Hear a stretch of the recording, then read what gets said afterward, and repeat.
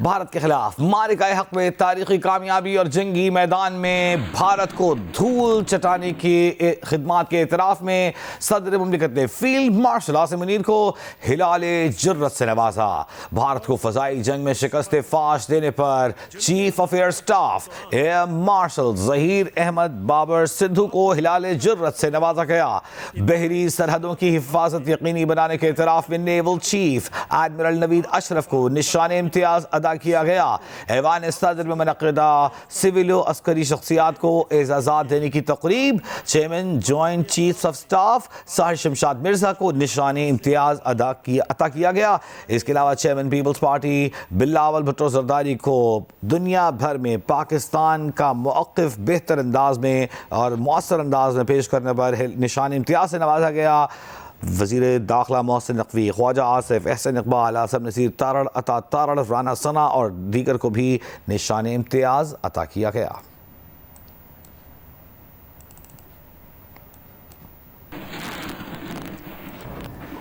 छब्बीसवीं आईनी तरमीम के खिलाफ आईनी दरखास्तें 4 नवंबर 2024 को फुल कोर्ट के सामने मुकर्रर करने के खिलाफ चीफ जस्टिस समेत 13 में से 9 जजों की राय के हवाले से chief justice Pakistan justice Yahya Afridi का खत पब्लिक कर दिया गया है।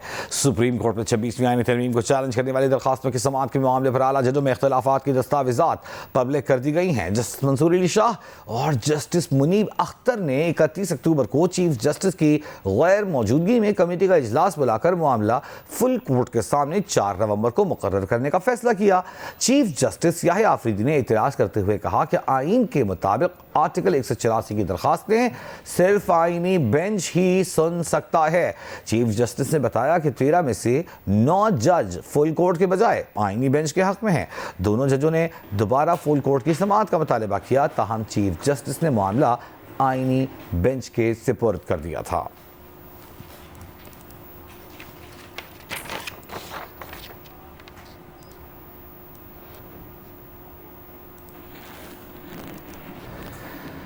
और मौसम की सूरत हाल के हवाले से आपको अपडेट करें। बाग आज़ाद कश्मीर शहर और गिरदनवाह में मूसलाधार बारिशों के बाद नदी नालों में तग़ियानी आ गई है। नाला मालवानी में तग़ियानी सैलानी अड्डे के लिए लगाई गई हिफाजती दीवार टूट गई। ज़िला इंतज़ामिया का कहना है कि शहरी नदी नालों के करीब जाने से गुरेज करें। शहरी नदी नालों के करीब जाने से गुरेज करें वार्न किया गया है। बाग आज़ाद कश्मीर के तमाम रहने वालों को नाले में तग़ियानी से शहरी आबादी और लारी मुतासर होने का खदशा ज़िला इंतज़ामिया की जानिब से जाहिर किया गया है। इमदादी कार्रवाइयाँ जारी हैं। इस वक्त किसी जानी नुकसान की इत्तला नहीं मिली।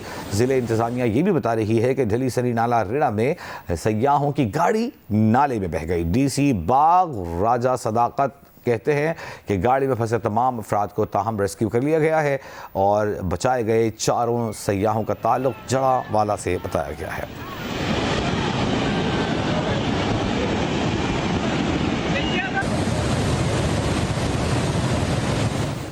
पाकिस्तान, चीन और अफगानिस्तान के दरमियान सह फरीकी मुज़ाकरात 20 अगस्त को काबुल में होंगे। चीनी वज़ीर ख़ारजा नायब वज़ीर आज़म इसहाक डार और अफ़गान वज़ीर ख़ारजा से मुलाकातें करेंगे। मुलाकात में दहशतगर्दी के खात्मे और CPAC की तौसीह पर भी बात होगी। पाकिस्तान कालादम TTP बलूच अलहद की पसंदों के खिलाफ कार्रवाई का मामला भी उठाएगा। चीनी वज़ीर ख़ारजा 21 अगस्त को पाकिस्तान का दौरा करेंगे।